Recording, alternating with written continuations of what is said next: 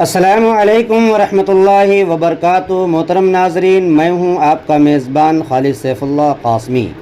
جیسا کہ ان دنوں ایک خبر بہت تیزی کے ساتھ سوشل میڈیا کے اوپر گردش کرتا ہوا نظر آ رہا ہے، وہ خبر کیا ہے کہ یتی نرسنگھانند پنڈت نے ہمارے نبی اکرم صلی اللہ علیہ وسلم کی شان میں گستاخی کی ہے، اور ایک ایسی گستاخی کی ہے، ایک ایسا نازیبا کلمات انہوں نے کہا ہے جو بالکل ناقابل بیان ہیں، جس کو بیان نہیں کیا جا سکتا۔ اگر ان کے قول کو اور ان کے فعل کو اور ان کے الفاظ کو بیان کیا جائے تو یقیناً مسلمانوں کے اندر ایک بہت بڑا جذبہ اور ایک ان کا خون کھول پڑے گا۔ اسی کو دیکھ کر ایشیا کے عظیم الشان درسگاہ مادر علمی دارالعلوم دیوبند سے ایک بہت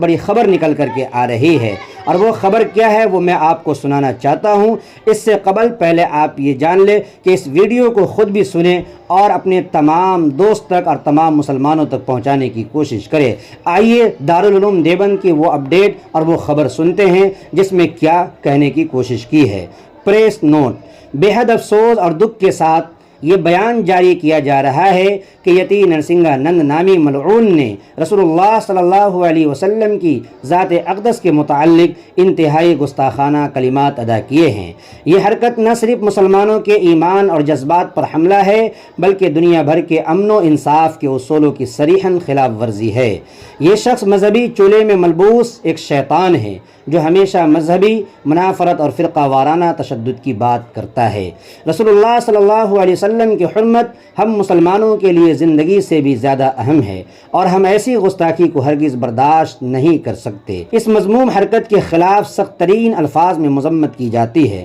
اور قانون نافذ کرنے والے اداروں سے مطالبہ کیا جاتا ہے کہ اس پر فوری اور سخت کارروائی کرتے ہوئے شخص کو قانون کے مطابق کڑی سے کڑی سزا دے، تاکہ آئندہ کسی کو اسلام اور اس کی مقدس شخصیات کے خلاف زبان درازی کرنے کی جرت نہ ہو۔ ہم حکومت سے پرزور اپیل کرتے ہیں کہ اس مسئلے کو سنجیدگی سے لیا جائے اور ایسے قانون نافذ کیے جائیں جس کے تحت رسول اللہ صلی اللہ علیہ وسلم یا کسی بھی مذہبی پیشوا کی شان میں گستاخی کرنے والوں کو عبرتناک سزا مل جائے۔ یہ نہ صرف ملک میں امن و امان کے قیام کے لیے ضروری ہے بلکہ یہ لوگوں کے مذہبی جذبات کے احترام کا تقاضا بھی ہے۔ ہم تمام مسلمان بھائیوں سے اپیل کرتے ہیں کہ اس معاملے میں صبر اور حکمت کا مظاہرہ کرے اور قانونی طریقے سے اس شر پسند کے خلاف اپنی آواز بلند کرے تاکہ انصاف مل سکے اور فتنہ پرور عناصر کو مناسب سبق دیا جائے۔ جی ہاں دوستو، تو ابھی دارالعلوم دیوبند کی ایک بہت بڑی خبر